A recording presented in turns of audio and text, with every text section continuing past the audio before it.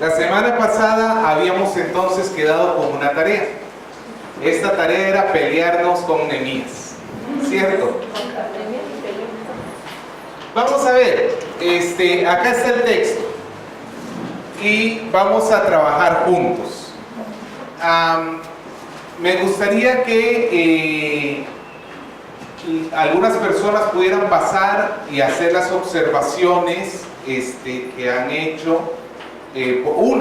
O sea, no haga varias, déjele oportunidad a otras, pero por lo menos que tengamos a unas 5 personas que pasen y hagan por lo menos 5 observaciones en la pizarra sobre el texto. ¿Quiénes se animan?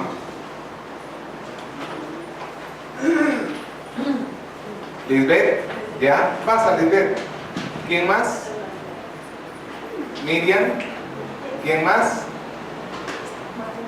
Gisela. Ok, ¿quién más?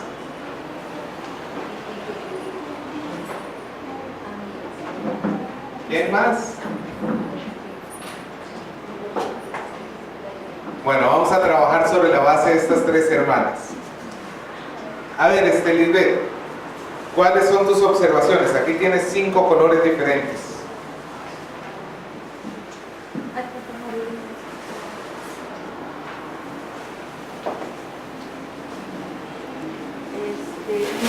Lo tengo que... Si lo has marcado en tu texto. No, lo he hecho así, o sea, como... Ya, ok, bien, todavía vamos, un poquito más vamos a hacer las preguntas. Observaciones en cuanto al texto. ¿Alguien ha marcado algo? ¿Alguien se ha puesto a trabajar encima del texto? Ya, a ver, Gisela. La palabra que se repite. Ok. Que había. Eso, se repite. No sé cómo. Ya, márcame otra. Los conectores, el hilo. Ya, el I. Aquí hay otro I. Ahí hay otro, y aquí hay otro. Es que no sé esa parte. Ya. Muy bien. ¿Quién más tiene algo para añadir ahí?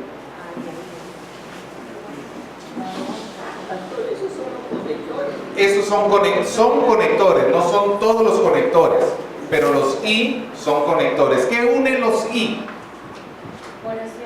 Oraciones, ¿cierto? Yo salí tarde y con hambre. Me está uniendo 2 partes de una oración.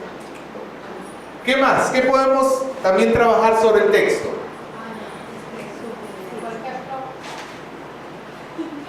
El mes de Kislev o Kislev. Ajá. Eso me parece a mí interesante. Ok, bueno, está bien. Habría que marcarlo y hacernos la pregunta. ¿Qué significa ese mes? ¿Qué más? Los personajes todavía no. Personajes, muy bien. Personajes, ¿quiénes son? Nehemías. Ok, tenemos a Nehemías, Ananí, Varones de Judá. ok, los varones de Judá. ¿Qué más? Involucra El remanente. Y falta uno.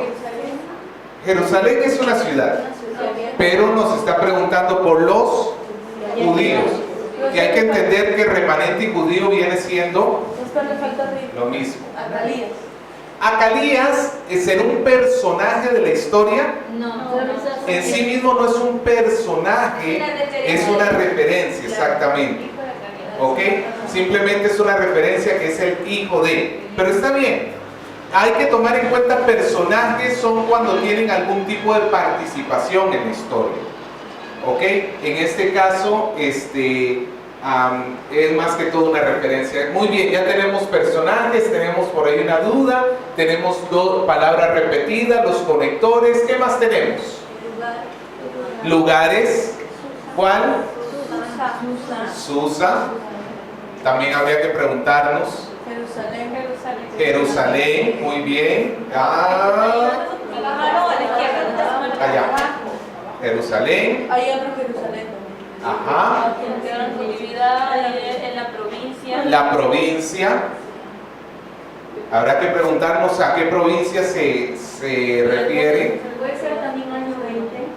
Eso no es de lugar, sino de tiempo. Muy bien. Tenemos, ya no tengo colores, el año 20. Ok. ¿Qué más podemos marcar en el texto? ¿Qué más podemos marcar? Ok, bien. A ver, Patricia, ¿qué sobre la pregunta? ¿Qué marcamos?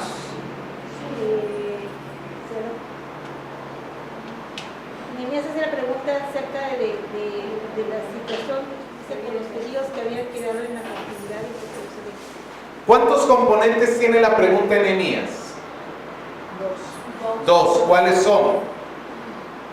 Primero la pregunta fue ¿qué lo que quedaron de la cautividad? Ok. Primero está preguntando por los judíos. Porque bien escapado y habían quedado. Ajá. Jerusalén, la situación que estaba Y por Jerusalén. Jerusalén. Su pregunta tiene dos elementos: los judíos que habían escapado y que habían quedado de la cautividad, y por Jerusalén. Eso ya es una lista. Tenemos una lista de dos componentes. La pregunta era sobre los judíos y sobre Jerusalén. ¿Y qué respuesta recibió? También tiene dos componentes: Que estaban en plato se quedaron. el remanente, que estaban en desgracia, y ¿cómo está Jerusalén? Tenemos un punto 1, que es el muro, y un punto 2 dentro de este punto B, que son las puertas. O sea, toda esta última frase es la descripción de Jerusalén, pero también está dividido en dos: el muro y las puertas. Muy bien. ¿Qué más podemos rayar en nuestro texto? Pastor, ahí falta el personaje. ¿Qué vino? ¿Qué? El que vino. ¿Qué vino? Como palabra repetida, ¿dices tú, Esperancita? Sí. Ok. Al igual que este que, aquí tenemos otro que más. Muy bien. ¿Qué más podemos subrayar? ¿Qué más podemos garabatear sobre nuestro texto? No sé, yo había pensado de lo que indican que le pertenecen a algún lugar o a un sitio. Por ejemplo, en el año, Pastor, ¿se puede estar Ya. acerca del autor? Ok. Bien. ¿Quién es el autor? Ok. Él es el autor entonces. Muy bien. ¿Qué decías tú, Rosita? No te entendí. no, también que sea, bueno, ¿cómo fue los En él profesores? y en él. Que indicaban tiempo. ¿No? Ya. En todo caso tenemos repetida esta expresión, ¿no? En él y en él. Y nada más, ¿no? Ok, una nos expresa, los dos nos expresan tiempo. Sería una lista incluso. Este sería el primer elemento y este sería el segundo elemento. Aconteció en el mes de Kiseu, en el año 20, tenemos dos elementos allí. ¿Qué más? Pasemos a preguntas. Preguntémosle al texto. ¿Quién está hablando? Ok. ¿Quién está hablando? Nehemías. Nehemías, muy bien. Aquí hago una pregunta. ¿Qué tipo de escritura es esta? Yo sé que no hemos hablado sobre géneros literarios hasta ahorita. Narrativo histórico. Esa es la respuesta. ¿Por qué es narrativo histórico? ¿O qué? Primero que todo, una breve descripción. ¿Qué es narrativo histórico? Narrativo histórico significa que está narrando hechos reales. Por eso es histórico. Si fuera narrativo fantástico, por ejemplo, sería narrando, pero cosas que en realidad nunca sucedieron. Son cuentos, por decirlo así. En cambio, esto es narrativo histórico. Está escrito, la persona que está escribiendo en primera, segunda, tercera forma. ¿En segunda? En primera persona. Aconteció en el mes que estando yo en Susa, le pregunté sobre los judíos. Él está hablando en primera persona. Soy yo. El autor no está contando lo que otro hizo. El autor está contando lo que él ha hecho. ¿Me dejo entender? Muy diferente a lo que encontramos en los evangelios, que es una narración pero en tercera persona. Y casi todas las narraciones de la Biblia son en tercera persona. Y salió Jesús y fue. Y dijo Pedro. Y el rey David hizo. Son una tercera persona narrando lo que hizo otro. En cambio acá, Nehemías está contando él lo que él hizo. Sigamos. ¿Qué más podemos ver sobre el texto? Hace referencia del que es hijo de Acalías. Ok, habría que preguntarnos, ¿y quién es Acalías? ¿Quién es Acalías? Bueno, podemos decir con toda certeza. Era un juez. Pausa. Con toda certeza la respuesta es el papá de Nehemías. Esa es la respuesta 100% segura. Ahora, lo otro, ¿podemos averiguar de este texto algo más sobre Acalías? No nos dice más. Ya lo que podemos hacer es buscar otras fuentes, a ver si logramos encontrar información. ¿Ok? ¿Dónde encontraste tú que era juez? Era gobernador de Israel. Él había sido Acalías, hijo de Acalías, o Nehemías, hijo de Acalías, gobernador de Israel después de la cautividad. Ok, esa es una información interesante. Significa que Nehemías era familia de políticos, por decirlo así. Era judío. Sí, de hecho que era judío. ¿Qué más? ¿Quién era Nehemías? ¿Quién era Nehemías? Eso es una pregunta muy básica. ¿Qué podemos ver de Nehemías acá?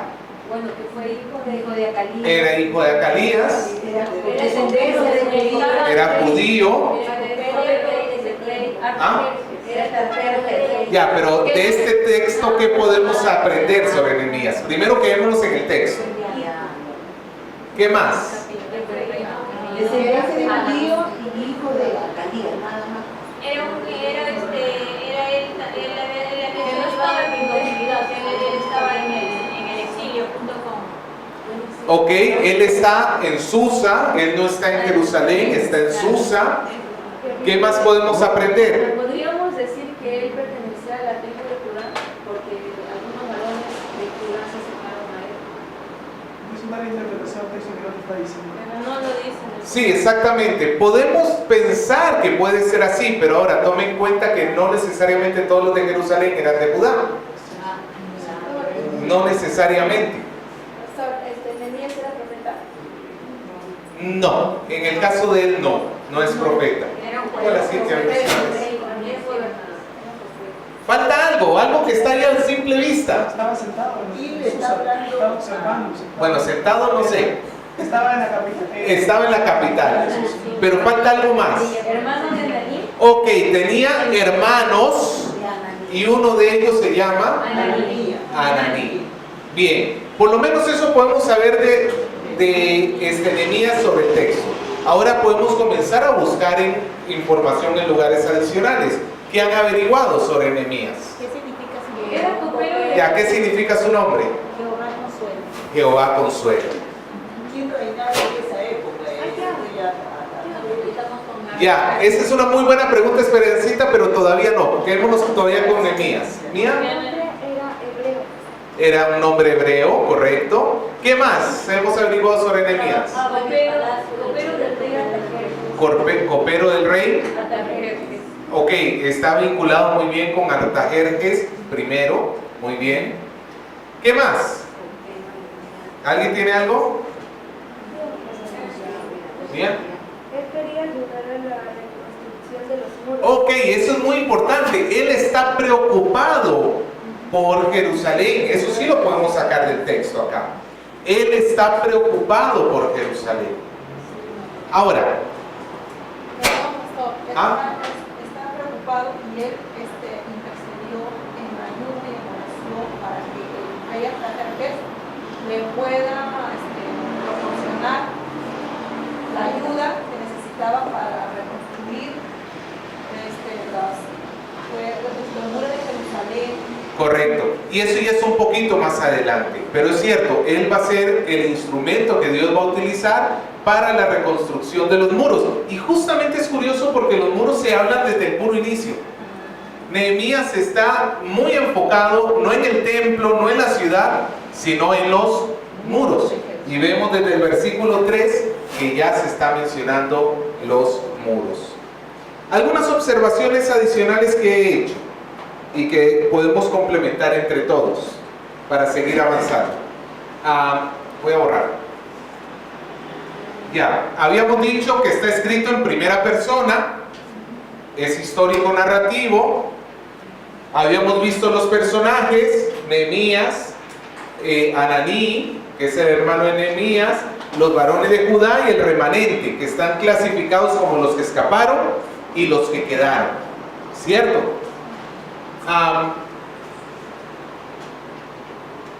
Las listas, pues hice la lista de la pregunta y la respuesta, lo que estamos diciendo antes. Nehemías pregunta por los judíos, los que escaparon y los que quedaron, y por Jerusalén. Esa es su pregunta, tiene dos elementos. Y su respuesta pues también tiene dos elementos. Ananí le responde que el remanente está mal y en calamidad, también tiene dos elementos. El remanente está mal y en calamidad. Y Jerusalén está con los muros derribados y con las puertas quemadas, que también tiene dos elementos. Entonces vemos que hay una respuesta para cada una de las preguntas que hace Nehemías, ¿cierto? Sigamos. Algunas preguntas, ya resolvimos algunas. ¿Quién es Nehemías? Ya dijimos sobre él bastantes cosas. ¿Quién es Zacalías, el padre de Nehemías? Pues ahí ya se ha podido hablar un poquito. Ahora una pregunta, ¿cuál es el mes de Kisnue? Uno por vez. Entre noviembre y diciembre. Otoño, finales de otoño. Eso dice la Nueva Traducción Viviente. ¿Qué más? Ok, incluso exactamente se puede fechar en el año 446 antes de Cristo. ¿Alguien averiguó algo más sobre Kisneu? También podríamos, De Kisneu. Ese nombre significa pleno, obra abundante, sea garantizada posteridad. Ok. ¿Ustedes sabían que Kisneu no pertenece al calendario hebreo? El nombre hebreo del noveno mes simplemente era noveno mes. ¿Ves? ¿Ah? Eso es Persia, ¿no? Exactamente, no, del calendario babilónico. No. A ver, ¿quién invadió Jerusalén? Babilonia.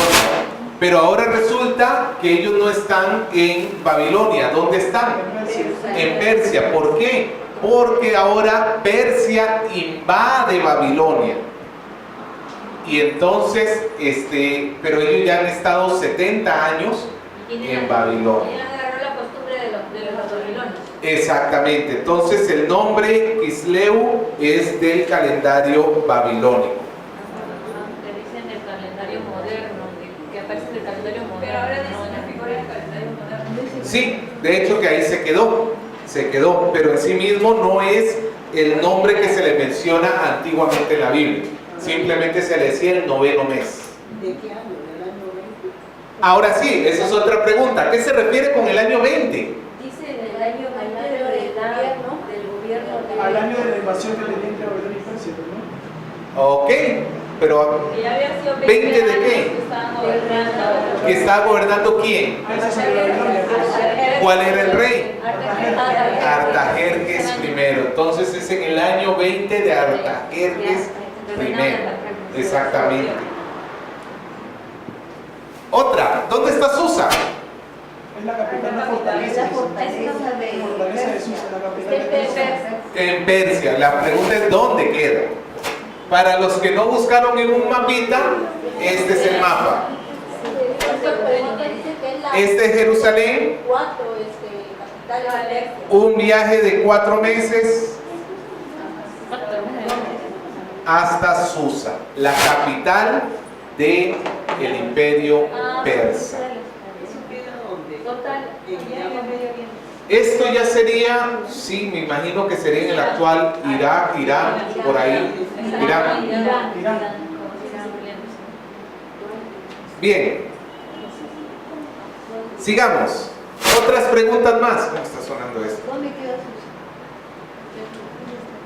Susa? En el mapita lo acabamos de ver. ¿A cuál reino se refiere? Dice que estaba en el reino, la capital del reino. Persia. Muy bien.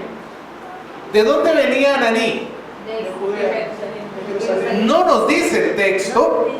No nos dice el texto. Parece más que indica que estaba en la ciudad, que se encontró con estos varones que venían de Jerusalén y los llevó donde Nehemías, ¿no? Indica que venía Venía viajando desde un lugar. No nos dice. Miren el texto. Dice que vino Ananí, uno de mis hermanos, con algunos varones. Su hermano vino con unos varones. Pero ese de dónde vino. Vino Ananí. Claro. Pero la pregunta es, ¿y de dónde vino? No se sobreentendería.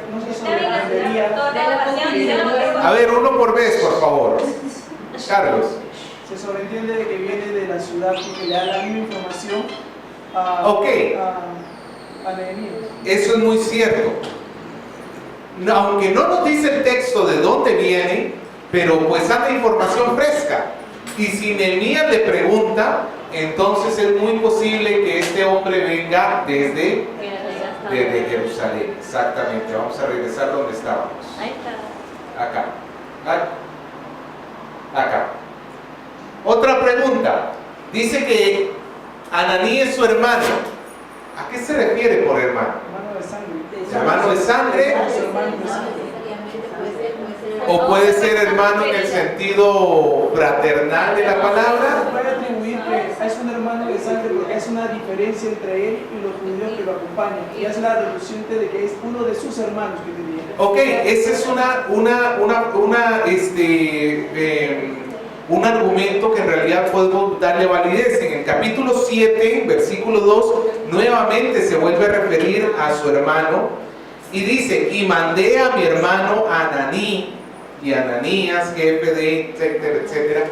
Él se refiere a las dos ocasiones como mi hermano. En cambio el resto de los judíos no le menciona como mis hermanos o mi hermano fulano de tal. Entonces eso nos hace la indicación que este hombre de verdad era hermano en la sangre de Ananías. Los varones de Judá que acompañaban a Ananí, ¿eran de los deportados, de los que escaparon o de los que fueron llevados a Babilonia? Ellos no estaban, que habían quedado. Pero recordemos que para esa época ya los judíos habían regresado a Babilonia. No da una explicación específica de qué condición tienen ellos. Si son los que han escapado o son los que han sido deportados. Solamente dice que estuvieron ahí, que están en Judea. ¿Ok? ¿Eso? Una pregunta, he estado bien leyendo estos versículos en diferentes versiones. En unas habla acerca de los que habían regresado de la cautividad y en otras los expresa como que ellos quedaron, se libraron de ir deportados a... Ok, ahora vamos a ver eso, porque en realidad son dos grupos en ellos. Unos se escaparon y otros quedaron.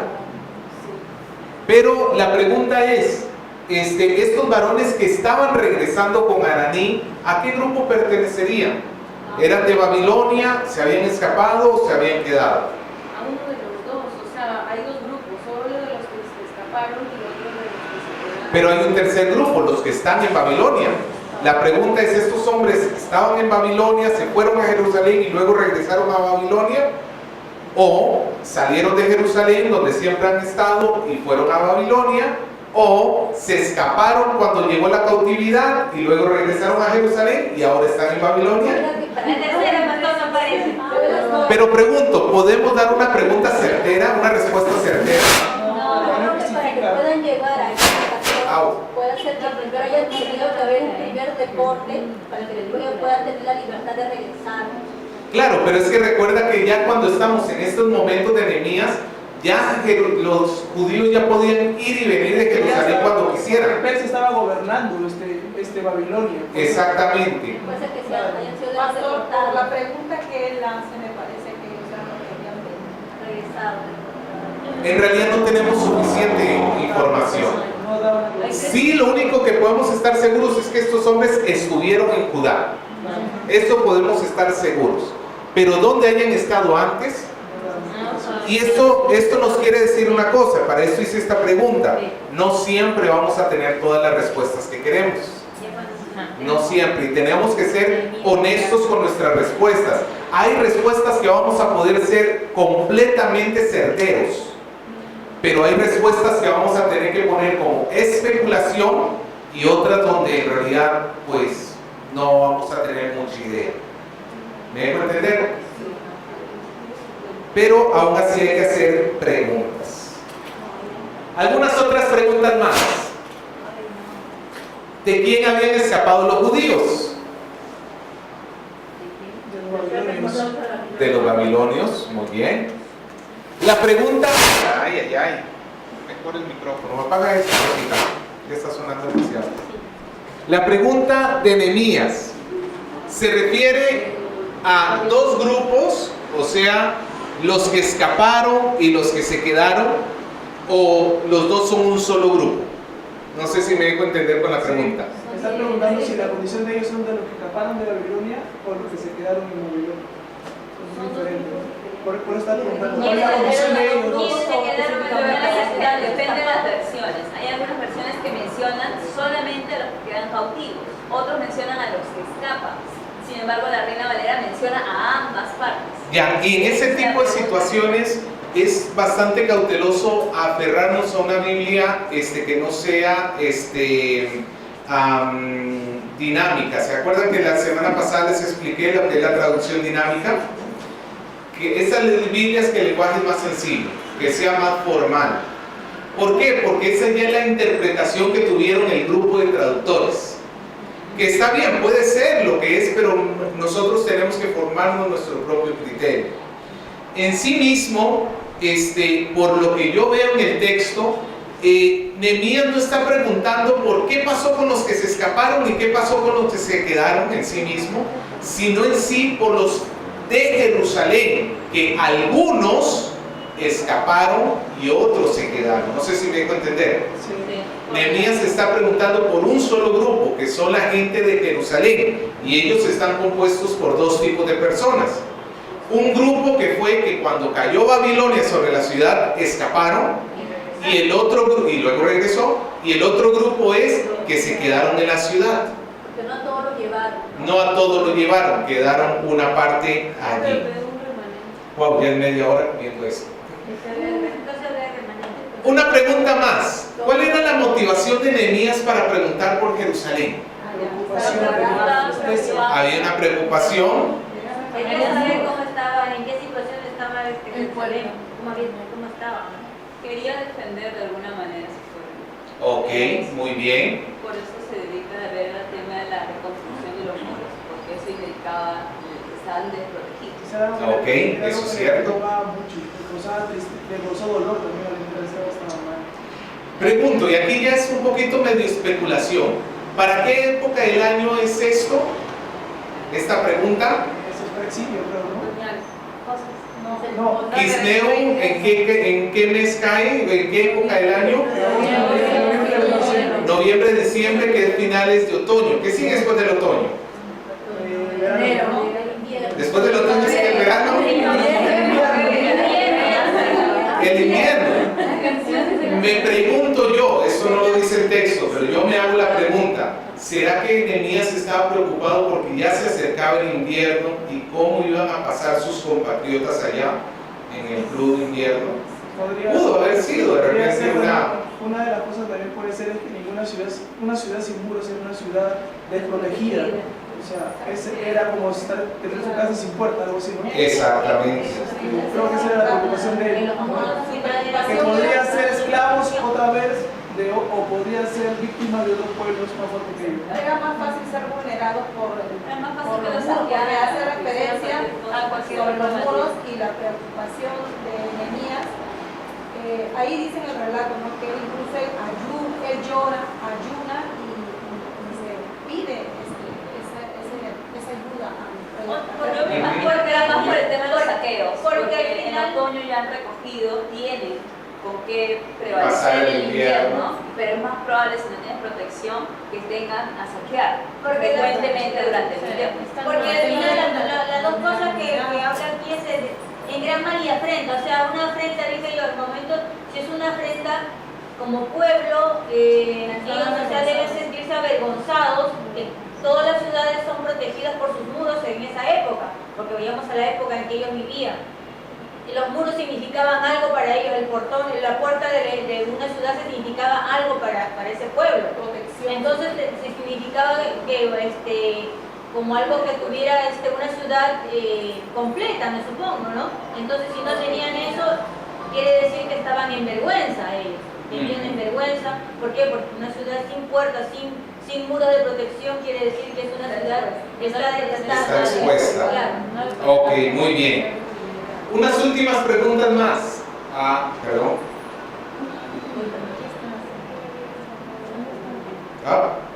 Y me faltó, entonces no puse. Ya, unas últimas preguntas más que no puse allí. ¿Quién quemó los muros? Los babilonios. ¿Y cuánto tiempo había pasado desde que fueron derribados hasta que Nehemías se hace la pregunta? Todos los en segundo de Reyes 25:10, todos los caldeos que estaban con el capitán de la guardia derribó las murallas de alrededor de Jerusalén. Ya, pero ¿cuánto tiempo había pasado desde que se cayeron hasta este tiempo en Nehemías? Aproximadamente. Sí, hablan de 20 años. 400 Pastor, en el año 20, está refiriendo. Pero el año 20 de Artajerjes. Pero no habían pasado recién 20 años desde la invasión de Babilonia. 70 años más o menos. 70 años en que estuvieron en Babilonia. Para esta altura son alrededor de 130 años. Son 70 años en Babilonia y 60 años más o menos desde que ya está Zorobabel. Otra pregunta, y ya más o menos la habíamos respondido. ¿Cuál es el mal y la afrenta en la que están los habitantes de Jerusalén? Sin muros, sin puertas. Ok, eso no es cierto. Hay una inseguridad, pero hay algo más de fondo. Un asunto teológico. ¿Qué involucraba que Jerusalén estuviera en ruinas? ¿Qué involucraba o qué significaba eso en cuanto a ellos y Dios? Estaban en pecado. Exactamente, básicamente es la muestra de que Dios los había, por decirlo así, abandonado. Todas las ciudades alrededor tenían sus propios dioses y la protección de esas ciudades que estuvieran en pie, ellos se enorgullecían de su Dios, por decirlo así. Mi Dios me protege. Pero ahora esta ciudad que ha sido derribada, en cierta manera hasta se podía llegar a pensar de que Dios había sido derrotado por el Dios babilonio o por los dioses de Babilonia. ¿Me dejo entender? También involucraba que no se estaba cumpliendo la promesa hecha a Abraham sobre la tierra prometida, porque Dios les había dicho que era una tierra que fluye leche y miel. Dios se las había dado a través de Moisés, a través de Josué, y ahora todo eso se ha revertido. Entonces, si bien es cierto, hay un asunto de desprotección, pero principalmente hay un asunto en cuanto a Dios. La ciudad en ruinas significa básicamente que Dios no está con nosotros. Eso más o menos pudiéramos deducir. Rápidamente, porque ya me volé en tiempo, quiero mostrarles el video que ha hecho Project Bible respecto a Nehemías y Esdras y Nehemías. ¿Cuál recita, por favor? ¿Ya lo han visto? No. ¿Cuántos se dieron el tiempo de buscarlo? Lo busqué, pero no quise verlo porque dije, el pastor de seguro lo va a pasar. pero pensaba en los domingos, como estamos haciendo la secuencia Ah, ya. de Génesis, ya me voy a adelantar, ¿no? Vamos a ver.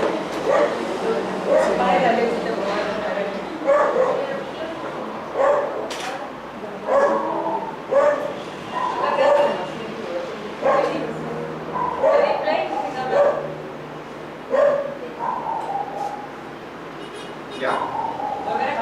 Volver a cargar. Marca S.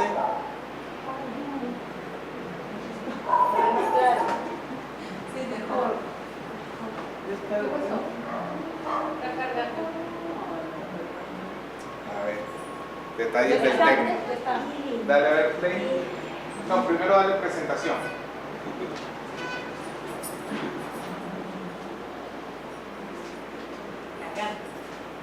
Y ahora sí dale play.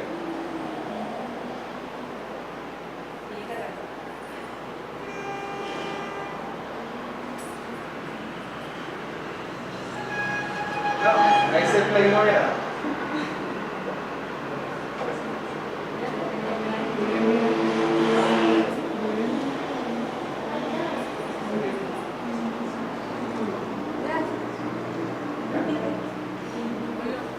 Los libros de Esdras y Nehemías. En la mayoría de las Biblias modernas, estos libros están separados, pero esta división dio mucho después de que el libro fuera escrito. Originalmente era una sola obra escrita por un solo autor. La historia se desarrolla después de que los babilonios destruyeron a Jerusalén y a su templo y se llevaran a una gran parte del pueblo al exilio. Y este libro retoma la historia aproximadamente 50 años después y cuenta el regreso de varios israelitas a Jerusalén y lo que sucedió cuando reconstruyeron la ciudad y sus vidas ahí. El libro se enfoca específicamente en 3 líderes claves quienes dirigen los esfuerzos de reconstrucción.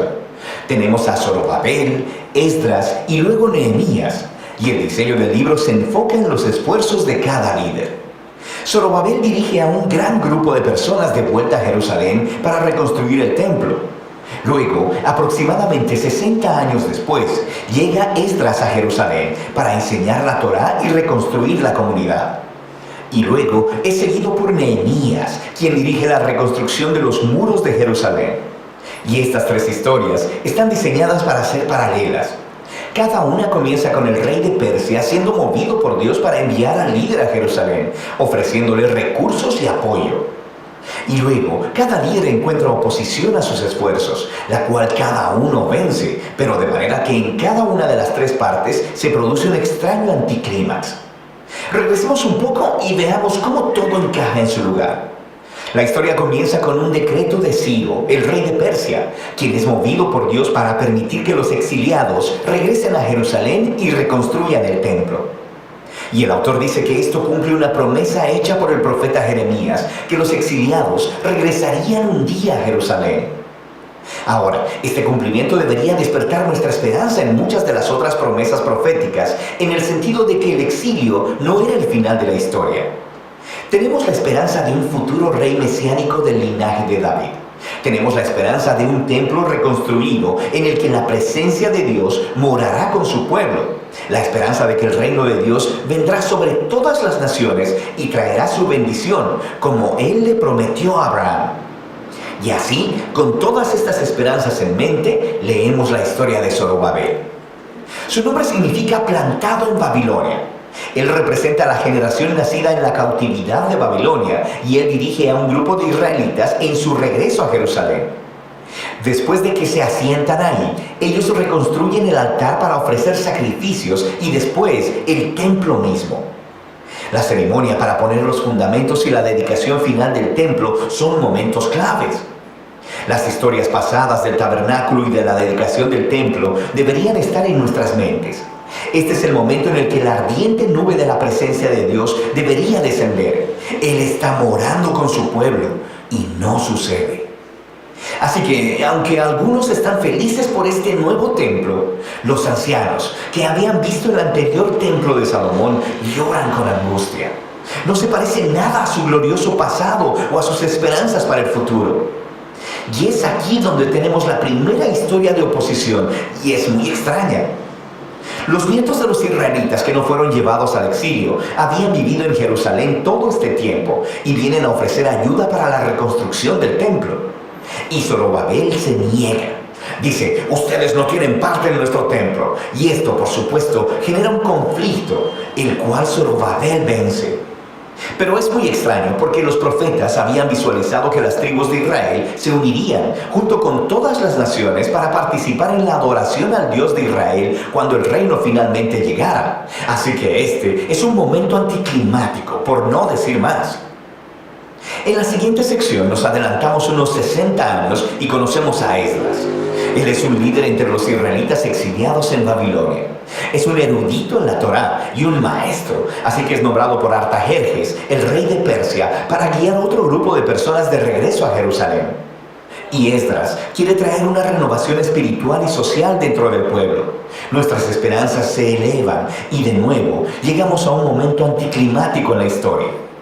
Esdras descubre que muchos de los israelitas exiliados que habían regresado se habían casado con personas no exiliadas que permanecieron viviendo en Jerusalén. Algunos no eran israelitas y es casi seguro que otros sí lo eran. Esdras luego apela a los mandamientos de la Torá, en el sentido de que Israel debía ser santo y separado de los antiguos cananeos. Y luego dice que las personas viviendo alrededor de Jerusalén son como los cananeos. Ellos van a corromper a los exiliados. Así que Esdras ofrece una muy conmovedora oración de arrepentimiento. Pero luego él reúne a todos los líderes y promulga un decreto de divorcio que dice que todos esos matrimonios deben ser anulados y las mujeres y los niños expulsados. Y luego el decreto solo se cumple parcialmente. Se nos da una lista de algunos de los hombres que se divorciaron de sus mujeres. La historia es muy extraña por varias razones. Primero que nada, Dios nunca ordenó a Esdras que hiciera esto. Fueron los líderes de Jerusalén quienes llevaron a Esdras a hacer el decreto. Segundo, el profeta contemporáneo, Malaquías, sí dijo que el exiliado debía preocuparse por la pureza, pero también dijo que Dios se opone al divorcio. Así que los resultados combinados del decreto encajan con este patrón de una conclusión extraña y anticlimática. Lo que nos lleva a la siguiente sección acerca de Nehemías. Aquí tenemos a un oficial israelita sirviendo en el gobierno persa. Y cuando él escucha sobre el estado arruinado de los muros de Jerusalén, él ora y obtiene permiso del rey persa Artajerjes para ir y reconstruir los muros. El rey incluso le da una escolta armada y muchos recursos. Así que después de llegar a Jerusalén, comienza el proyecto de construcción y también se enfrenta a oposición por parte de las personas que ya habían estado viviendo en Jerusalén. Una vez más, nos enfrentamos a una tensión en la historia.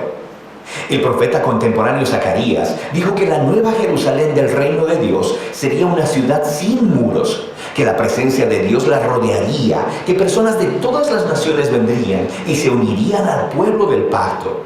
Pero Nehemías parece operar con una visión contraria. Él les informa a las personas que rodean a Jerusalén que no tienen parte en Jerusalén, y esto, por supuesto, los mueve a hostilidad. Así que aunque Nehemías cumple su visión para la ciudad con integridad y valor, ellos tienen que construir la ciudad con guardias armados protegiéndolos. Y nos preguntamos, ¿podría todo este conflicto haber sido manejado de otra manera? Y todo esto nos lleva a la conclusión del libro en dos movimientos. Primero positivo y luego negativo. Esdras y Nehemías combinan sus esfuerzos para traer una renovación espiritual entre el pueblo. Ellos reúnen a todos los exiliados para un festival y enseñan y leen la Torá a todo el pueblo durante 7 días. Y luego celebran la antigua fiesta de los tabernáculos para recordar la fidelidad de Dios en el Éxodo y los viajes en el desierto. Y confiesan sus pecados y se comprometen a renovar el pacto y a seguir todos los mandamientos de la Torá. Y terminan con una gran celebración sobre el templo y los muros de Jerusalén. Y pensaríamos que este es el momento decisivo, pero no lo es. El libro termina en una nota completamente deprimente. Nehemías da un paseo por la ciudad y descubre que el pueblo no ha estado cumpliendo sus votos del pacto. La obra de Zorobabel está deshecha, ya que él se encuentra con el templo en descuido y siendo administrado por un conjunto de gente que no está calificada. Luego descubre que el trabajo de Esdras ha sido comprometido. Encuentra a todos violando la Torá, a personas trabajando en el día de reposo. E incluso su propio trabajo en los muros está en juego, porque las personas están poniendo mercados alrededor de los muros de Jerusalén y trabajando en el día de reposo. Y Nehemías desata un alboroto, golpea a las personas, les tira el cabello y les grita: obedezcan los mandamientos de la Torá. Y sus últimas palabras son una oración para que Dios lo recuerde y que por lo menos Él hizo el intento. Y así termina el libro. Quiero decir, es muy extraño, pero nos hemos preparado para esto, ¿no? Estos momentos anticlimáticos han sido entretejidos intencionalmente en el diseño del libro. Así que nos hace preguntarnos, ¿qué podría contribuir este libro a la narrativa de la Biblia? Bueno, recuerda, el libro empezó elevando nuestra esperanza en las promesas proféticas acerca del Mesías, el templo y el reino de Dios. Y luego no sucede nada de eso. Así que aunque Israel está de vuelta en la tierra, no parece que su estado espiritual anterior al exilio haya cambiado. Y aunque Esdras y Nehemías hacen lo mejor que pueden, sus reformas políticas y sociales entre el pueblo no abordan los problemas centrales de los corazones. Así que el libro está apuntado a la misma necesidad que resaltaron los profetas Jeremías y Ezequiel. Lo que el pueblo de Dios necesita es una transformación integral de sus corazones para que puedan amar y obedecer a su Dios. Y sí, el libro termina con una decepción, pero te obliga a seguir leyendo los libros proféticos y de sabiduría para descubrir qué es lo que Dios hará para cumplir sus grandes promesas de pacto. Pero por ahora, de eso tratan los libros de Esdras y Nehemías.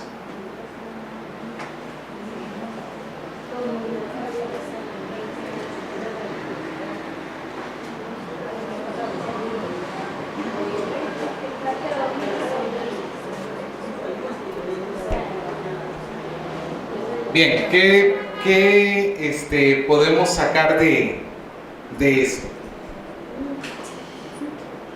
¿Se logró poder entender un poquito más la historia? ¿Sí? ¿Más o menos? ¿Ah? O sea, a pesar que Jehová haya orado a él y haya reconstruido los muros y todo, y que haya traído a la parte contraria que no tiene parte de este lugar y se pusieron, o sea, no debió haber trabajado de esa forma, sino Dios había dicho que los muros tenían que estar abiertos para todos. Claro, el punto a final de cuentas del libro es que el regreso de los israelitas a Jerusalén, si bien es cierto, marcó una nueva vida a ellos en la tierra, pero no cambió nada en su corazón. Yo veo más o menos muy parecido, o sea, este relato, o sea, veo a Dios obrando ahí a través de los reyes, enemigo, que eso es obra de Dios, nada más que un rey enemigo le permita a otro apoyar a otro reino. Es muy parecido a la caminata que tiene Moisés con el pueblo de Israel. También Dios obrando y el pueblo endureciendo su corazón. O sea, muy parecido. A ver, acá y luego allá. Que ellos estaban cumpliendo, sí, en cierta parte de la profecía, pero no era el verdadero cumplimiento de la profecía, porque cuando todas las naciones se unen, bueno, ellos no tenían forma de saber eso, pero ahora no es así. Sino que habla de un tiempo posterior, ¿no? Cuando ya venga Jesús por segunda vez. En este caso ellos todavía ni siquiera había llegado Jesús, ¿no? Creo que esas profecías eran para más adelante. Y ellos creían que estaban viviendo la profecía. Va a haber un cumplimiento más adelante, exactamente. Lisbeth. Se puede ver dos situaciones, ¿no? Una situación es la que Dios permite que hagan con Nehemías, con Esdras, y que Dios lo permite que ellos también, o sea, hagan situaciones en las que traten ellos de cumplir lo que Dios les mandó, pero también se ven decisiones que el hombre mismo hace, o sea, que el hombre mismo dice que es por Dios, pero no lo es, o sea, es decisión del hombre común, del divorcio, ¿no? Cierto, en Nehemías tenemos líderes de Dios donde no hacen todo exactamente como Dios quiere, llamémoslo así. Sí, y equivocándose en el camino. Bien, entonces ya más o menos logramos entender el asunto, por lo menos con esos 3 primeros versículos de Nehemías. ¿Ok? Todavía quedan 1.000.000 más de preguntas por hacer. Si usted cree que hemos hecho todas las preguntas, no. Recuerde la historia de Agasías. Continuemos. Todo esto era para cumplir nuestra primera etapa en el estudio inductivo. ¿Cuál era la primera etapa en el estudio inductivo? Observación. ¿Ok? Ahora pasamos a la segunda etapa, que es la interpretación. Interpretación. ¿Ok? Si la observación nos dice lo que el texto dice, la interpretación nos dice lo que el texto significa. No sé si me entienden. Si la observación nos dice lo que el texto dice, la interpretación nos dice lo que el texto significa. Y principalmente es lo que significó no a nosotros, sino a la audiencia original, a quienes recibieron originalmente los escritos. ¿Quién es la audiencia original de Nehemías? Los judíos, pero ¿de cuál momento? Porque ya aquí tienen muchos siglos de historia. Ya no son cautivos, porque se narra la salida de los que quedaron, más bien sí, pero serían los que ya han regresado. Porque póngase a pensar, en Nehemías se narra desde que están en el cautiverio hasta que regresan. Todo eso tiene que haber sucedido primero para que después se escriban, ¿cierto? Entonces, ¿quiénes son los que van a leer eso por primera vez? No son los que estaban cautivos, porque ya fueron liberados. Son los que están de regreso. ¿Me dejo entender? Sí, como es una historia, es para la generación que viene después, por decirlo de alguna manera. Entonces ellos van a saber qué pasó cuando ellos no estaban. Exactamente. Cuando hablamos del Antiguo Testamento, puede ser que se esté hablando para el Israel en tiempos del Éxodo. Por ejemplo, aquí tenemos todo lo que es la Torá. Cuando pensamos en los primeros 5 libros de la Biblia, ¿cuál es la audiencia original? El Israel había salido de Egipto. Exactamente, el Israel en ese primer inicio, en sus primeros años, cuando han salido y cuando han entrado a la tierra prometida. Luego tenemos tiempos, por ejemplo, cuando está el Israel ya establecido, ¿cierto? Cuando hay jueces y reyes. ¿Ok? Y tenemos a un Israel, incluso lo podemos clasificar como pre-exilio, un Israel durante el exilio y un Israel post-exilio. De todos estos Israeles, ¿cuál es el Israel que estamos mencionando en Nehemías como audiencia original? El post-exílico. O sea, los israelitas que ya han regresado del exilio, que están después del exilio. ¿Cómo lo sabemos? Por la misma naturaleza del libro. El libro nos cuenta el regreso, pues obviamente primero regresaron y luego lo escribieron. Bien, veamos algunas directrices de cómo hacer una interpretación bíblica segura. 7 directrices. Usted las tiene en su cuaderno, ¿cierto? Sí. Primero, regla del contexto. Si tu interpretación debería ser consistente con el tema, el propósito y la estructura del libro en que se encuentra. Si no lo es, has dado un giro equivocado en alguna parte. Pregúntate si ya estás considerando el contexto cultural y el contexto histórico o estás ignorando estas cosas para una interpretación más agradable. O sea, nosotros tenemos que saber qué estamos leyendo como regla general. Para ponerles un ejemplo, aquí les pongo un texto. ¿Alguien me lee Marcos 7:27 que tenemos allí?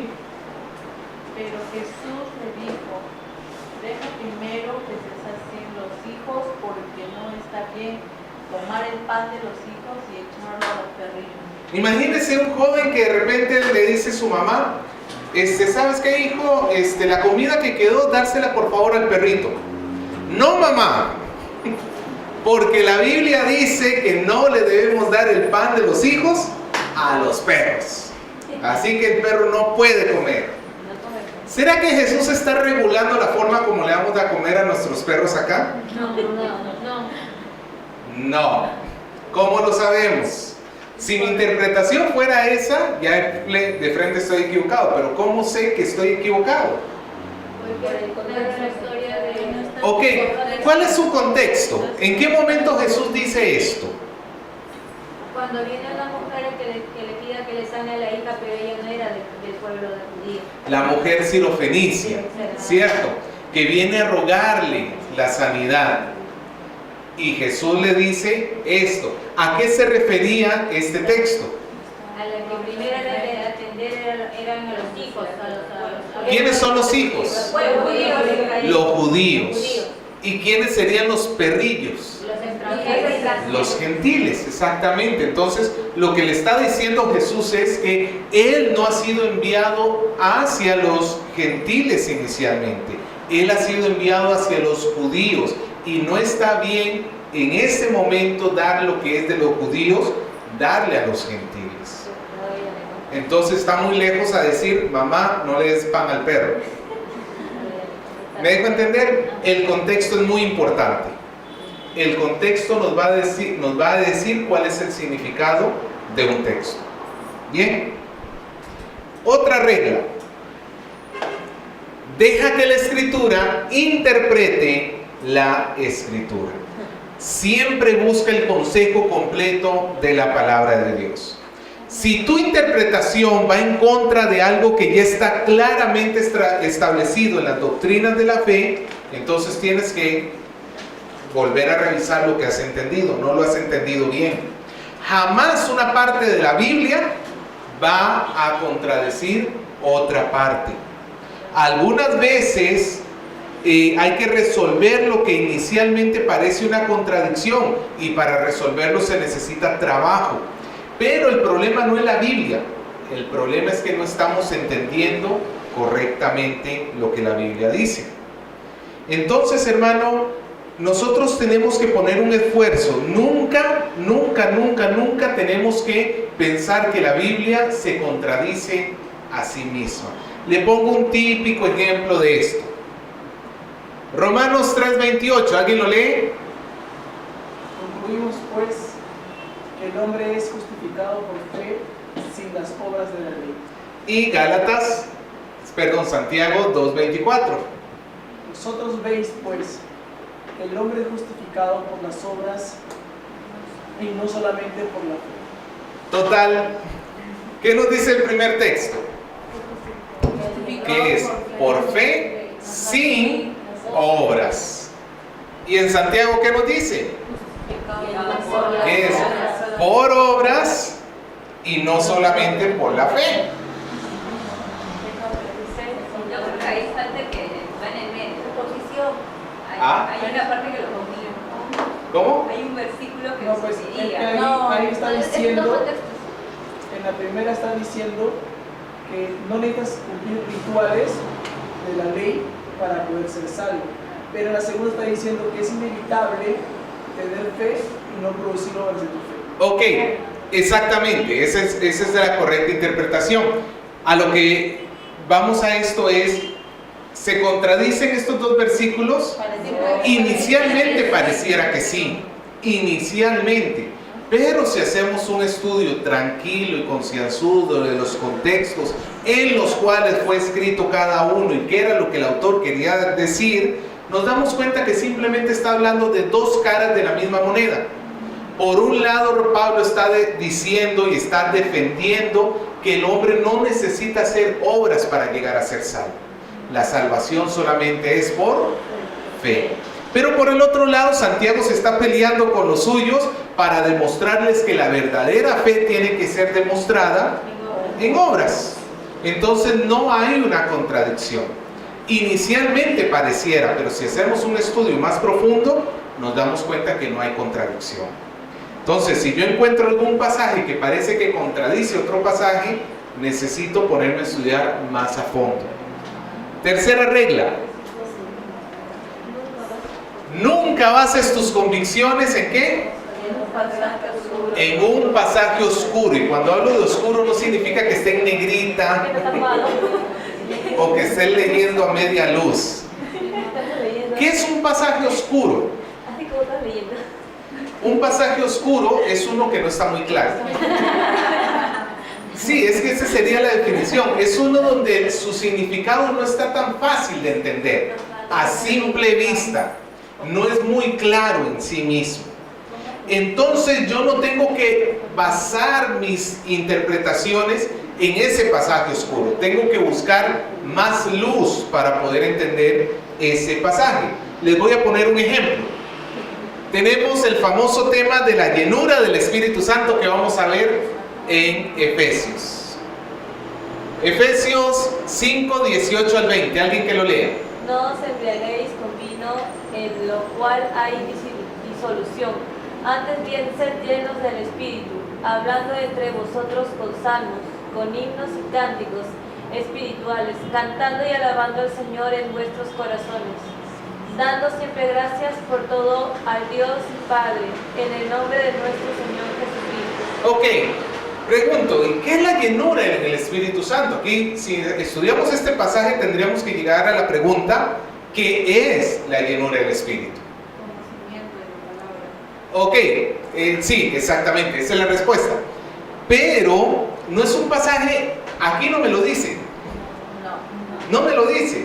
Podrías atribuirle que el creyente que recién se ha convertido tiene menos de Espíritu Santo que uno que ya tiene más tiempo también, o sea, pues... Por ejemplo, puede ser eso. O la interpretación que tenemos en muchas iglesias, que la llenura del Espíritu es la risa santa, el estar temblando, el caerse para atrás, y este tipo de manifestaciones. Que, nuevamente, eso se debe a basar una doctrina en base a un pasaje oscuro. Esta expresión, lleno del Espíritu Santo, acá es oscura. No nos arroja mucha luz, no nos permite saber qué es por sí mismo. Gracias a Dios, Efesios tiene una carta hermana, casi gemela, que es Colosenses. Y vean lo que dice Colosenses en la parte que básicamente dice lo mismo. Alguien que lo lea, Colosenses 3, 16 y 17.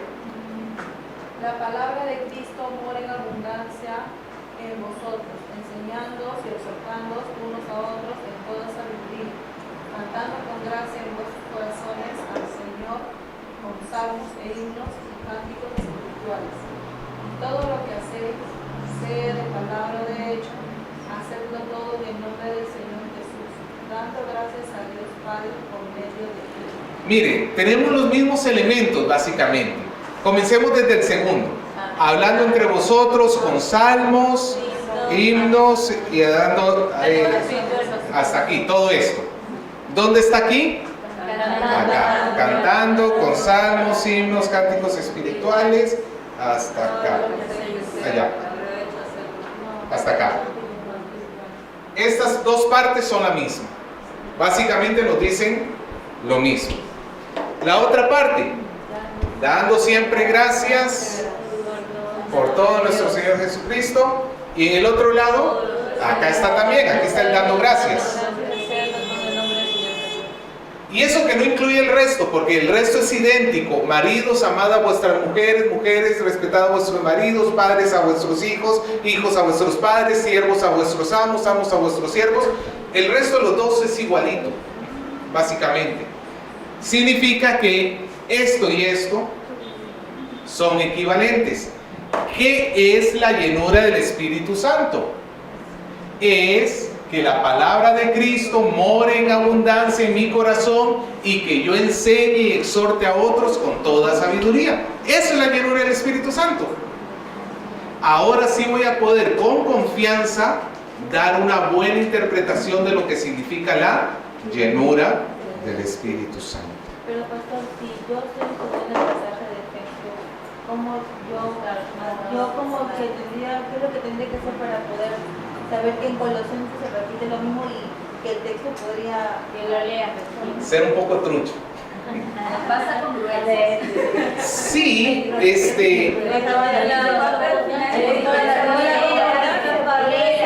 en la parte baja de la Biblia, muchas veces, a ver si por lo menos Reina Valera lo tiene, sí lo tiene. Vaya a Efesios 5. Efesios 5.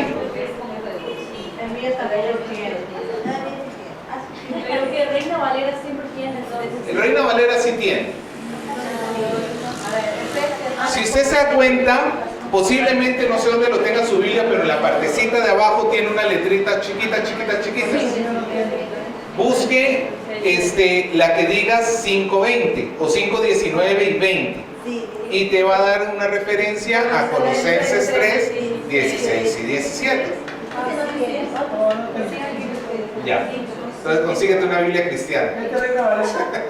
Sí, es que en realidad estas cosas no pertenecen a la Biblia en sí. Son herramientas adicionales. Es que sí, no necesariamente la va a tener. Ya, pero estoy seguro que usted tiene más que una Biblia en la casa. Bien. Siguiente regla de interpretación. Interpreta las escrituras como el autor quiere que se entienda. Perdón, para terminar de borrar esto.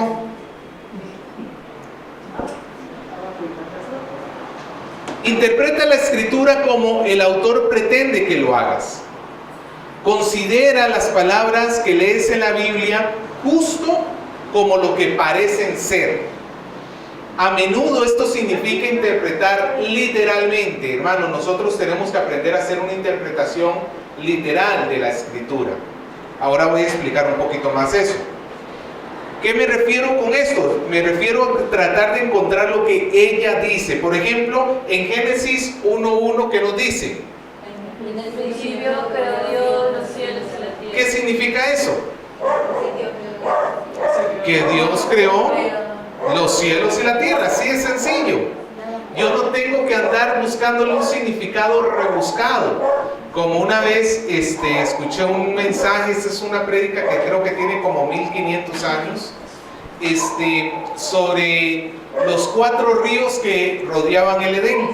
En algún momento les he comentado, creo, de algunos esta historia. Si nos vamos a Génesis, nos damos cuenta que alrededor del jardín del Edén habían 4 ríos y cada uno tiene un nombre propio: Jaide, Ken, Tigris, Éufrates, y no me acuerdo cuál es el otro. Creo que sí.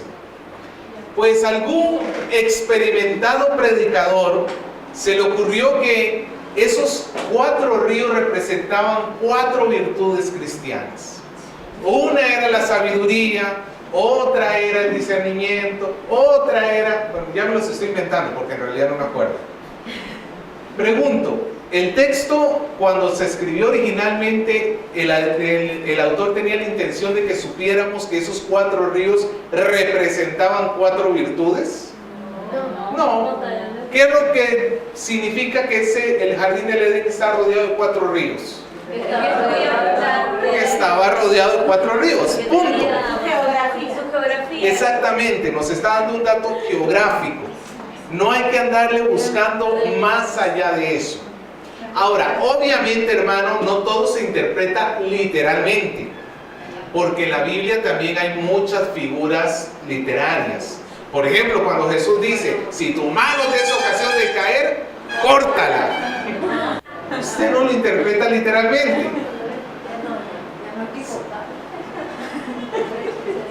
Pero eso vamos a hablar un poquito más adelante de los simbolismos que hay en la Biblia. Por eso en Colosenses hay una palabra clave que ahorita viene a la memoria, que es con sabiduría. No basta con ser inteligente, sino ser sabio. Ajá, muy bien. Cuando uno tiene la sabiduría, tiene el cuidado de hablar, interpretar.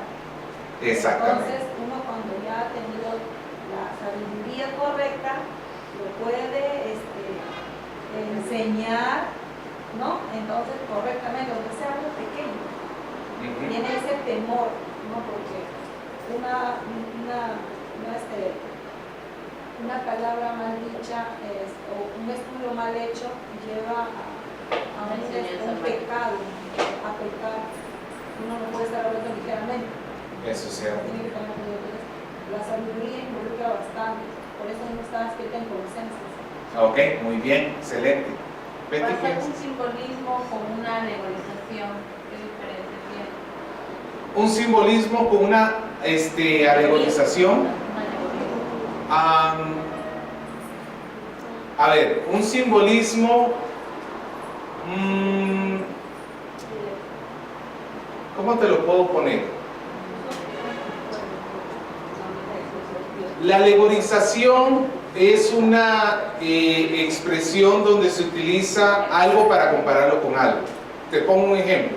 Llega Natán y le dice a David: oye, hay un hombre rico que tenía mucho rebaño y un hombre pobre que nada más tenía una ovejita que era como su hija. Llegaron amigos donde el hombre es rico y no quiso matar a ninguno de sus rebaños, sino que fue y mató a la oveja del pobre. Y entonces el rey David le dijo: ese hombre hay que castigarlo. Ese hombre eres tú porque tomaste a la mujer de tu prójimo. Esa es una alegorización.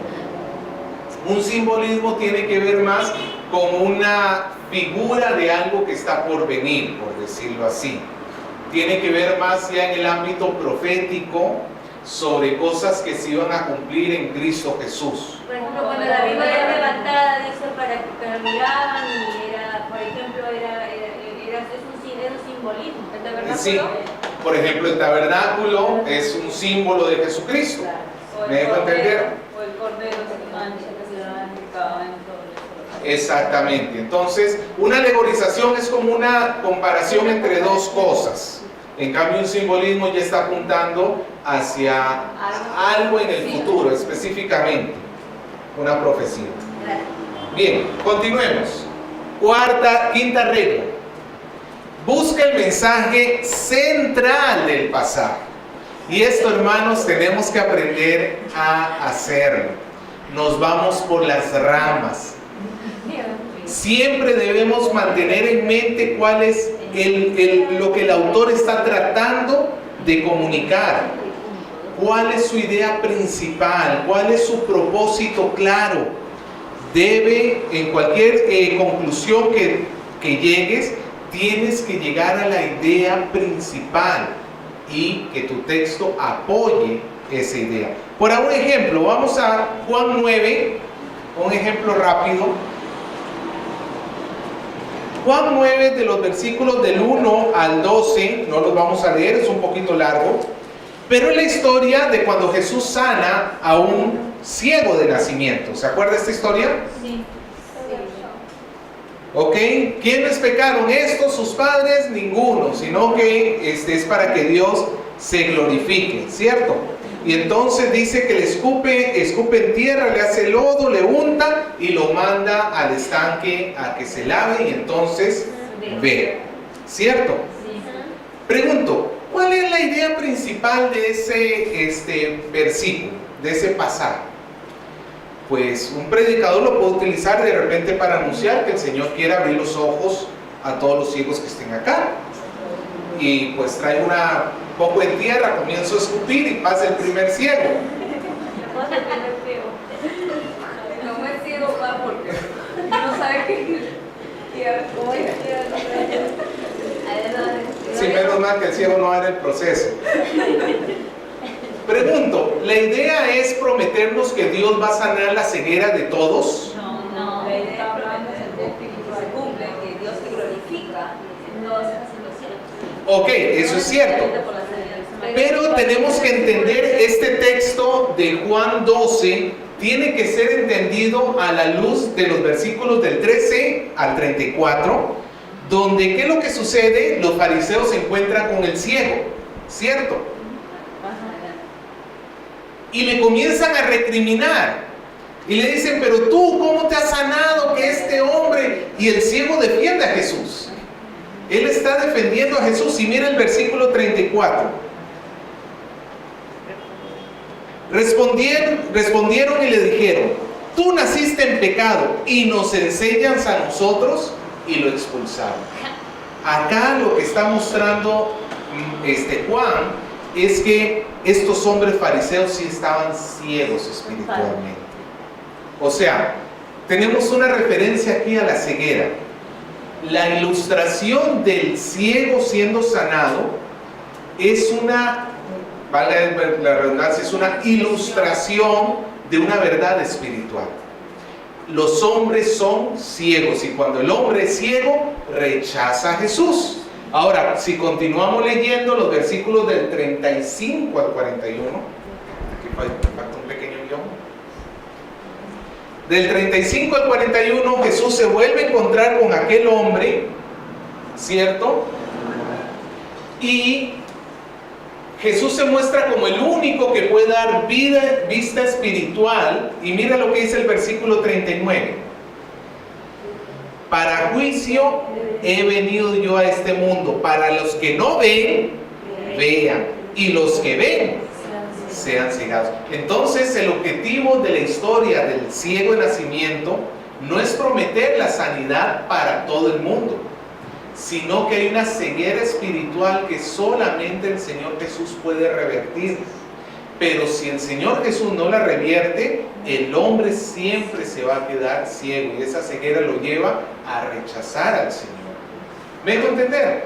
Entonces yo tengo que entender Juan 9, del 1 al 12, a la luz del resto del pasaje. El resto del pasaje me va a dar luz para que yo le dé una correcta interpretación a estos 12 versículos. No sé si me dejo entender. Uno por acá y después acá. Por ejemplo, usted hace la exposición de las prédicas de manera secuencial de versículo en versículo. Pero si usted quiere, por ejemplo, si usted llega a Juan 9, tendría que leer absolutamente todo el capítulo 9 a los hermanos para poder darle el tema principal, o no necesariamente podría ser así. En el caso de la predicación, yo necesito, antes de siquiera tocar algún pasaje en particular, se tiene que leer ya todo el libro. Analizar todo el libro y hacer las divisiones principales del libro. En segundo lugar, se tiene que ir analizando cada pasaje, viendo lo que hay antes y lo que hay después. Por eso creo que la semana pasada les dije, por lo menos hay que retroceder un par de capítulos, y por lo menos hay que avanzar un par de capítulos para hacer una interpretación medianamente saludable, por decirlo así. Y ese es el caso acá. Es cierto que para entender esos versículos tienes que más bien ir adelante, pero es eso, si a mí me toca estudiar este capítulo, tengo que pasar, no quedarme con solamente a eso se le llama la perícopa, o sea, el texto delineado que quiero, del 1 al 12, no me tengo que quedar con eso. Tengo que retroceder por lo menos hasta el capítulo 7 y avanzar por lo menos hasta el capítulo 11, para poder tener una mejor idea de lo que quiere decir el Señor Jesús acá. ¿Me dejo entender? Cintia, ¿qué ibas a decir? Básicamente ahí lo que habían hecho es, dado el título, tenías que continuar leyendo todo el capítulo, porque recién como que cambiaba, por decirlo así, en el 10 cambia un poco, no tanto, el tema, ¿no? Como que leer todo el capítulo es la primera parte importante, ¿no? Exactamente, la misma historia te muestra que hay una unidad. Que hay separados, porque en ese mismo capítulo hay varios subtítulos, por decirlo de alguna manera, pero siguen siendo la Claro, misma. incluso los personajes son los mismos. Jesús, el ciego y los fariseos son los mismos. Entonces siempre hay que buscar la unidad, con tomar una historia por lo menos completa. Claro, entonces tendríamos que leer todo el capítulo 9 por lo menos, para poder llegar al 9 y ganarnos por el subtítulo. Exactamente. Bien, sexta directriz. Estudie el Antiguo Testamento a la vista de Jesús y el Nuevo Testamento. Hay que preguntarnos, esto obviamente son para los pasajes del Antiguo Testamento. Si estamos estudiando el Antiguo Testamento, hay que ver cómo este pasaje encaja en el Nuevo Testamento, cómo más adelante va a encajar. Y para esto tenemos estas preguntas de acá. ¿Alguien que me la lea, por favor? Yo. A. ¿Dónde encaja este pasaje en la cronología de la historia redentora? B. ¿De qué manera este pasaje apunta a Jesús? C. ¿De qué manera esta verdad sobre Israel del Antiguo Testamento se relaciona a la idea de la Iglesia del Nuevo Testamento? D. ¿De qué manera es este pasaje fundamental para una comprensión del cristianismo del Nuevo Testamento? E. ¿Qué pasaje del Nuevo Testamento me ayuda a responder estas preguntas? Ok, básicamente nos toca ponernos a pensar en este pasaje y qué relación tiene con el Nuevo Testamento. ¿Ok? Eso se los he puesto en el grupo. Sí. Pero sí, Y la última directriz tiene que ver más bien con lo anterior. Si antes estamos viendo pasajes del Antiguo Testamento a la luz del Nuevo, también hay que leer los pasajes del Nuevo Testamento hacia el Antiguo Testamento. Adopta una actitud del Nuevo Testamento hacia el Antiguo Testamento. Entrena tu cerebro para hacer conexiones entre los pasajes del Nuevo Testamento y del Antiguo Testamento.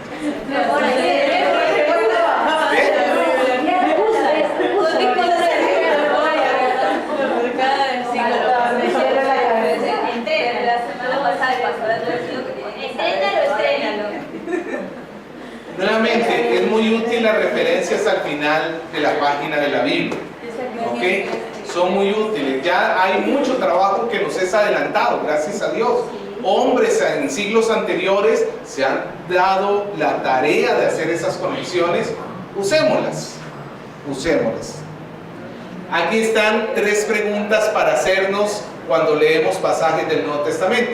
¿Alguien que la lea? ¿De qué manera este pasaje, de qué manera es este pasaje un cumplimiento de algo prometido en el Antiguo Testamento? ¿De qué manera es esta idea del Nuevo Testamento diferente o similar a una enseñanza del Antiguo Testamento? ¿De qué forma este pasaje del Nuevo Testamento aclara, revela o amplifica algo del Antiguo Testamento? Ok, entonces son preguntas que nos tenemos que hacer para poder entender. Es que recuerde que la Biblia es una unidad y nosotros tenemos que aprender a leer la Biblia como una unidad. Cada pasaje en la Biblia de alguna manera aporta al gran mensaje de la Biblia. ¿Me dejo entender? ¿Alguna pregunta hasta ahí, hermanos? Ejemplo, por ejemplo, de esos puntos. ¿De qué forma te pasaste? Ya, rápidamente. Efesios 6.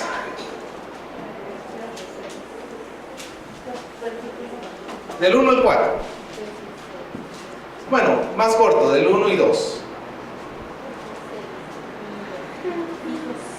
Hijos, obedeced en el Señor a vuestros padres, porque esto es justo.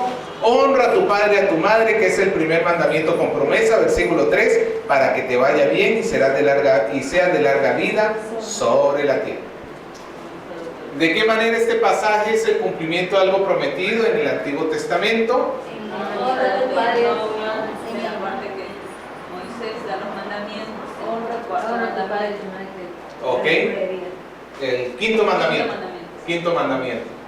¿De qué manera es esta idea del Nuevo Testamento diferente, similar a una enseñanza del Antiguo Testamento? Es similar. Es bastante similar. Básicamente Pablo está tomando textualmente las palabras del Antiguo Testamento y las está poniendo. Ahora, la diferencia está que Pablo lo está asociando. ¿En qué contexto Dios dio los 10 mandamientos? Ok, pero ¿qué es lo que ha sucedido recién? Han salido de Egipto. En medio de la libertad, Dios les da la ley al establecerlos como su pueblo. En Efesios, recordemos que el asunto principal es nuestra unidad con Cristo. Porque nosotros estamos unidos con Cristo, porque en este caso específico, porque el Hijo está unido a Cristo, obedece a su Padre y a su Madre. Mientras que en el Antiguo Testamento era un asunto de, porque soy pueblo de Dios, obedezco a padre y a madre. En el Nuevo Testamento es porque estoy en Cristo, obedezco a padre y a madre. No es una contradicción, más bien es una ampliación de la idea. Ser del pueblo de Dios en el Nuevo Testamento es ser de Cristo. Nadie puede ser del pueblo de Dios si no es en Cristo. ¿Me dejo entender? ¿Sí? Y nuevamente, ¿de qué forma este pasaje aclara, revela o amplifica algo del Antiguo Testamento? Por ejemplo, antes de esto está el pasaje de maridos, amad a vuestras esposas, como Cristo amó a la iglesia, se entregó a sí mismo por ella, habiéndola purificado por medio del lavamiento por la palabra. Todo ese pasaje, ¿cierto? Tiene un montón de referencias. Tiene referencias a Oseas, tiene referencias al lavatorio donde se lavaban los sacerdotes en el tabernáculo. Tiene un montón de referencias. Entonces, pero ya lo vemos en el Nuevo Testamento, como todas aquellas cosas se van cumpliendo. El lavatorio en el tabernáculo, por ejemplo, entonces está apuntando a lo que el Señor estaba haciendo por su pueblo al limpiarlo, y que se ve reflejado en la labor que tiene el esposo de ayudar en la santidad de la esposa. No sé si me dejo entender. ¿Sí? Es una labor, hermanos, que hay que pensar. Sí, está amplificando, está esclareciendo. Bien. Ya habiendo visto las directrices que tenemos, y ya para terminar, vamos a regresar a nuestro texto de Nehemías. Y de tarea, aunque esto va a ser relativamente más sencillo que la observación, hermanos, el paso más tranca es la observación. Es el que más tiempo lleva. La interpretación va a ser fácil entre tanto que tus observaciones sean buenas. Si tienes unas malas observaciones, tu interpretación también va a ser mala. Pero si haces una buena observación, tu interpretación va a ser buena. ¿Cuál va a ser la tarea? Darle una interpretación a esto. Siguiendo estos puntos, ¿no? Sí. Pero al final necesito que me lo entreguen como una oración. Esta oración debería iniciar algo así. La audiencia original debió entender que... puntito, puntito, puntito. La audiencia original debió entender que, y usted me rellena el resto. La audiencia original debió entender que, y me lo va a entregar en forma de una oración. Nuevamente, vaya a la médula, vaya a la yugular. No me haga una oración más grande que el texto. Entonces usted no quiere una, 3, 4, 5 líneas, ¿no? No, yo quiero exactamente en una línea lo que debió haber entendido la audiencia original. Solo del 1 al 3. ¿Ah? Solamente del 1 al 3. Nada de palabreo.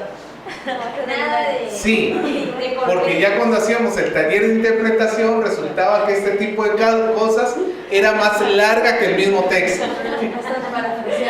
Y no es la idea. La idea es condensar, no ampliar. Mejor me voy así como el super libro. ¿Ah? Digo, me voy así como el super libro en 3D a la yugular. Ya. ¿Preguntas? No, para el texto original. Antes de hacer su resumen, primero, o sea, tiene que hacer un resumen, esta línea que le digo, y ver que cumpla con las 6 directivas, porque la última no se aplica, porque la última es para del Nuevo Testamento. Estamos en el Antiguo Testamento. Tiene que ver que cumpla con las 6 directivas que corresponden. Si corresponden, entonces tranquilo, vamos bien. ¿Ok? Bien, ¿preguntas? Todas un montón. Todas. Otra vez repita la clase. Te podré consultar con Puedes preguntar, no hay problema, o sea, entre semana, no hay problema. Pero nuevamente, vuelvan a leer el texto, vuelvan a repasar las observaciones que hemos hecho, hagan traten de determinar qué es lo más básico. O sea, de este texto una forma para determinarlo es qué puedo borrar que no sea necesario. A los hermanos, a sus... Por ejemplo, puedo borrar a hijo de Acalías. Sí es una referencia, pero no es algo fundamental. ¿Qué más puedo borrar? El tiempo, Todo el tiempo. la capital, todo. No me interesa. También No, no. sí, Es pero que no. ¿Qué más puedo borrar? a unas personas que vinieron, No. Sí, no tienen un papel fundamental en sí mismo. La aparece uno de mis hermanos porque dice que viene Ananí. Ok, uno de mis hermanos también se puede borrar con Ananí que nos quede. Y así puedo hacer para poder determinar qué es por lo menos lo más importante. Porque, por ejemplo, si yo borro la palabra y les pregunté, ahí ya sí me metí en problema porque estoy quitando algo que es muy importante en el texto. Lo que le hace sentido al texto, mejor dicho. ¿Qué está sucediendo? Exactamente, el qué es eso. ¿Qué está sucediendo? Es una pregunta, entonces no puedo borrar la pregunta. ¿Me dejo entender? Así se pueden ayudar para encontrar qué es lo más fundamental del texto. Si tú borras algo y ya el texto pierde sentido, sí lo necesitas. Si borras algo y el texto sigue manteniendo el sentido, no lo necesitas. Para llegar a la yugular, empieza quedándote con lo que es más básico y elemental. ¿Me dejo entender? ¿Sí? para llegar a la yugular y tengo que agarrar una ¿Ah? Tengo una línea. La línea. Está limitando las palabras. Entonces Bien. la tarea no es todo el detalle de ejecución, solamente la oración. Sí, solamente la oración final, pero tienen que haberlo pasado por las 6 directrices. No, pero la tarea que lo presentamos. No me la van a presentar, la vamos a discutir acá, pero la tienen que traer hecha. Ya la tienen que traer hecha. Bien, ¿preguntas?